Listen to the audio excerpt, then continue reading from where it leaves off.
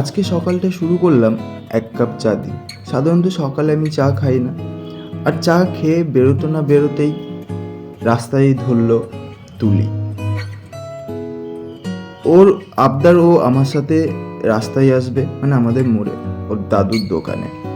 তো পরিচয় করিয়ে দিই, এ হচ্ছে আমার একটা কাকুর ছোট মেয়ে তুলি, আর বড়টার নাম হচ্ছে তরি।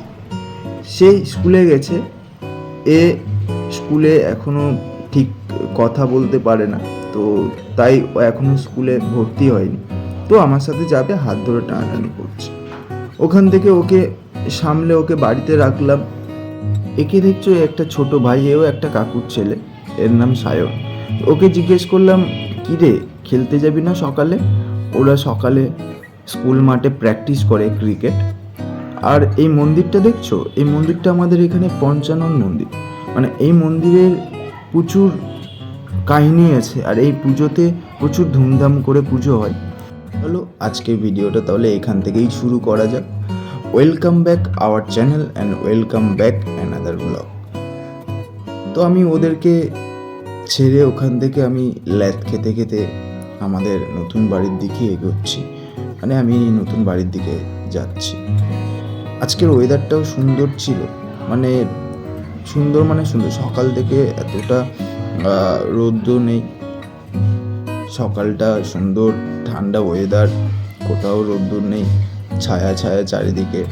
আর আকাশটাও সেই দেখে খুব ভালো লাগছিল, মানে দুর্গাপুজোর আগে যে এরকম আকাশটা সেজে ওঠে, নীল আকাশ। আর এই সময়টা চারিদিকে, এই বর্ষার পরে পরে তো চারিদিকে সবুজ, দেখতেও সুন্দর লাগছিল।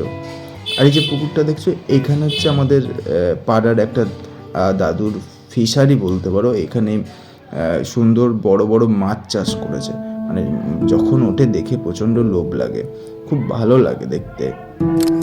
আমাদের বাড়ির কাছাকাছি চলে এসেছি, দেখছি এই যে ভাইগুলো, ওই যে বললাম সায়নের কথা, ওরা একসাথেই প্র্যাকটিস করে।